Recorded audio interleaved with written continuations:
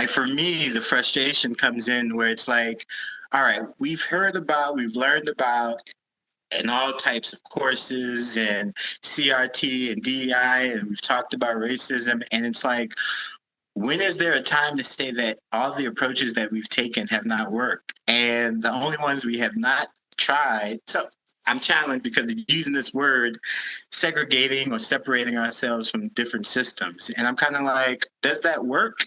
Or does the version that we have that they say doesn't work is the version of which was set up for us, which was not technically separate nor equal or segregated. So in actuality, what we have associated with what it would be like to have like a sovereign nation, as we see other countries like Israel, Russia, China, or Libya prior to, all of those were ostracized. But if we look at them today, they're independent and sovereign for a reason.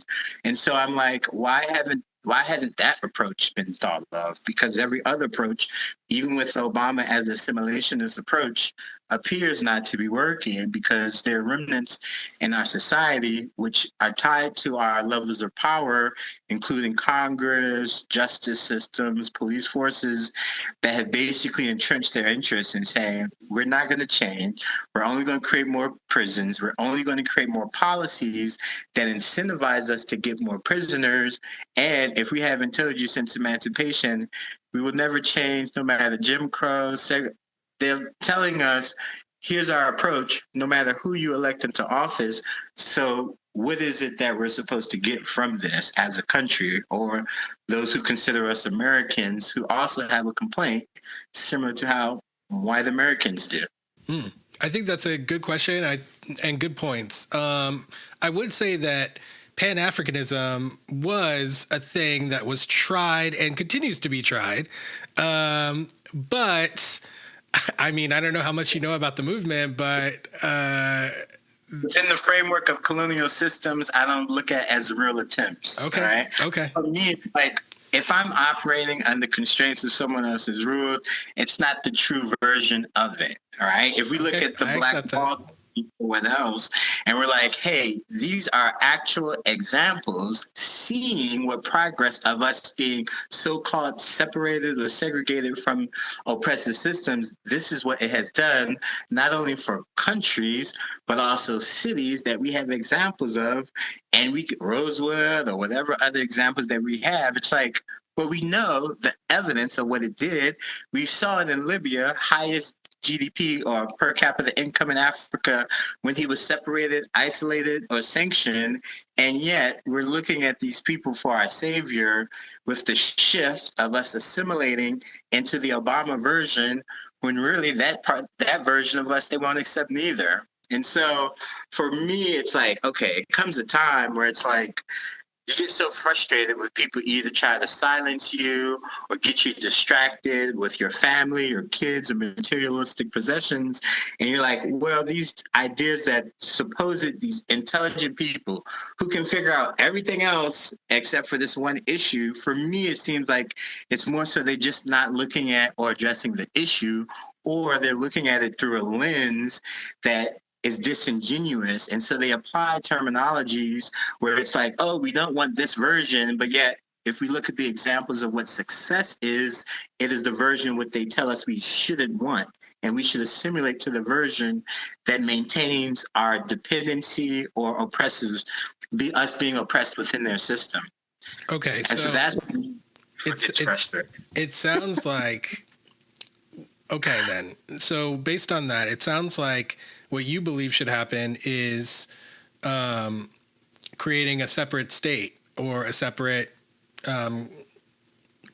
government, separate economy. So you know how like people have their chat groups and they have their specific people, and so I travel a lot, and so I've been through countries where I'm going through borders, and I'm looking how an application that's just working from a region from like 1 minute crossing the border and no longer works here, but that has money tied to mobile payments and other things.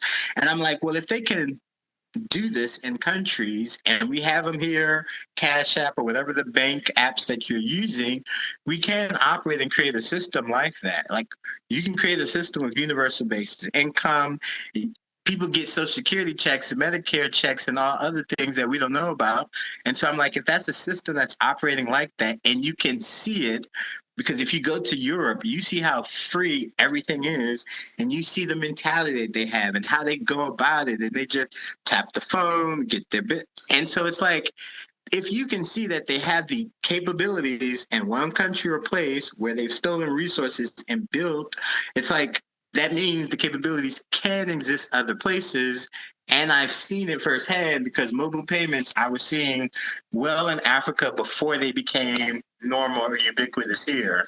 So if they're intelligent enough to be able to utilize these tools and mechanisms, I think we can be intelligent enough to be independent of them and be successful, as we have shown them throughout history. So what does that look like to you, though?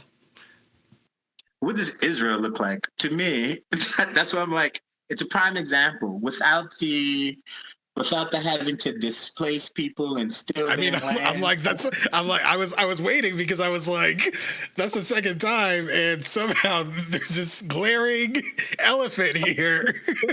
Right? We can watch movies and be like, oh, that was an intelligent way that he committed that crime, and be like, I don't have to necessarily commit that crime, but I still want the same results.